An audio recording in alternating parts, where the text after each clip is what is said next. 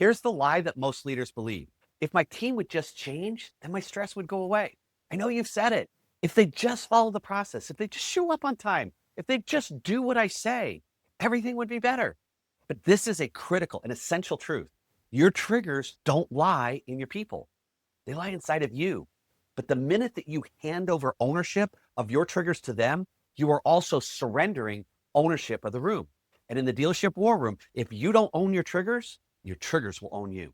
I'm Chris Hunsicker, and this is the Dealership War Room. Leadership fire, 7 minutes, built daily, fueled intentionally, and delivered relentlessly. And today, we're going to dive into how do you own your triggers, and then how do you own the room. Picture this, it's Sunday morning, and one of your best sales consultants strolls in late. Again, and immediately you're hot, and you start to lecture. And then comes like the threats, maybe a little bit of sarcasm, and for 5 minutes, you feel powerful. But by Monday morning, same problem. That's the futility loop.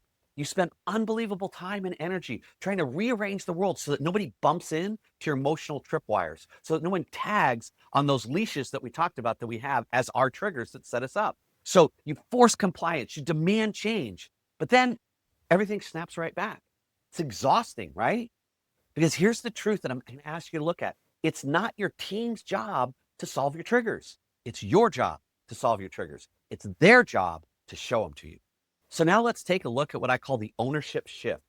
That when you get triggered, the easiest course of action is blame. They don't care. They don't respect me. This generation is just so lazy. That story feels so true in the moment, but it is poison and it destroys trust and it kills momentum. The harder path, the path of elite leadership, it says this is my trigger. It belongs to me. And my reaction belongs to me. And I chose it. Because here's the most important truth I'm going to share with you today. That when you own the trigger, you own the reaction. And when you own the reaction, you own the room. So now let me introduce you to my good friend, Tom. This is an acronym, T.O.M, for Trigger Ownership Moves. And let's take a look at 3 trigger ownership moves, or how, when you invite Tom into your leadership, your productivity, your performance, and your gross profit go through the roof. Number 1 is name it fast. When you feel that surge of heat, call it out in your head. That's my trigger. Naming it interrupts the spiral. Number 2 is pause the story. Don't jump right into, they're just lazy. Ask yourself, what else could be true? Maybe they had a childcare issue. Maybe they didn't quite understand. Don't excuse the behavior, but don't jump immediately to a negative narrative and start destroying trust and momentum. Number 3 is choose your response. Ownership gives you choice, and choice gives you power. You don't need to blow up. You can choose to coach. And you don't need to get sarcastic. You can choose to reset. You're still addressing the issues in performance. You're just doing it without destroying all the trust up front. So that's my friend Tom. Total ownership moves. Name it, pause the story, and then choose your response. It will absolutely change your effectiveness in any situation, both at work and at home. Here's the part that most leaders miss. You feel completely justified in your trigger. When I'm coaching one-on-one with dealer principals and general managers, this is a hard point. When we get to hear it, and they'll explain to me, but Chris, like, I have a right to be mad. They messed up. They came in late. They didn't do it. And you're right. They did mess up. They did violate behavioral standards, norms, values, all that stuff. But the emotion, it's still yours. And the choice to feel it, you still own it. Owning triggers isn't about letting people off the hook. It's about letting yourself off the hook, or more importantly, taking yourself off the hook of being emotionally hijacked every time something goes wrong. Because when that's where you're stuck, you're just constantly spinning in that tell, sell, yell cycle. And that's not leadership, that's reactivity. In a recent coaching conversation, we hit this exact point. And the owner that I was working with was talking to me about how he knows he shouldn't get all upset at his team. But he said, listen, when we're having a bad day and things are going slow and we're not selling cars, if I go out to the tower and I grab my sales managers and I just lay into them, like I lose it with them. And he goes, and it makes me mad because I know I shouldn't do it. But Chris, afterwards, they focus. And once they're focused, man, then they'll go sell 4 or 5 cars.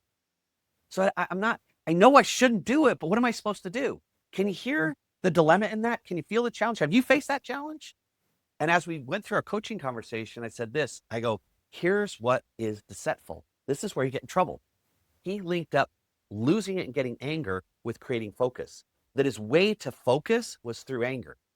But there are so many other options, so many other elegant solutions. And we spent the rest of that coaching session in all the other ways that he gets to focus without going through anger. How about for you? Do you sometimes conflate or falsely attribute the focus of your team to your anger? No, they got focused in spite of your anger, not because of your anger. And if you do that anger long enough, you'll eventually not get the focus. And you know that to be true too. So this is so critical to understand what's my trigger so you decouple the anger from the efficacy, getting upset from getting them focused. That's what we're driving towards today. So now let's turn some insight into action. And I want you to think back in the last 24 hours, what's one trigger that you've had? Not a whole list, just pick one trigger. And then I want you to identify that trigger and name it. And then say out loud, that's my trigger, I own it. Then ask yourself, if I own it, how can I respond differently next time? That turns frustration into fuel. Like I was sharing with my coaching client, there's a different way to get to focus other than through anger that is much more effective, and it builds stronger engagement, it maintains momentum, and it builds the culture. So here's my question for you. Are you going to keep spending time, energy, and effort trying to change your people? Or are you ready and willing to start changing yourself first? Triggers aren't proof that your team is broken.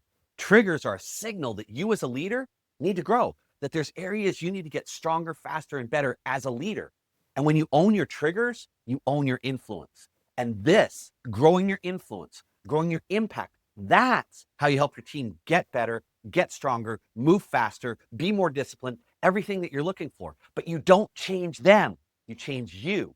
And as you change you, your influence, your impact grows. And that influence is what drives performance in your team. Now, please come back tomorrow, because tomorrow we're going to go deeper into the next step. And we're going to show you how to flip the story and start assuming positive intent. But for today, go out and start noticing, where are my triggers? Just awareness alone starts to become curative, and start saying, notice your triggers. Then how can you step into that gap between stimulus and response and start owning your response, choosing a better response? And each day this week, I'm going to give you a new tool. You met Tom, right? Total ownership moves. And we're going to go through the rest of the week. I'm going to build on that each day on how to identify and own your triggers so you can absolutely 10x your leadership. So with that, go out today, create some leadership fire, and I'll see you tomorrow in the Dealership War Room.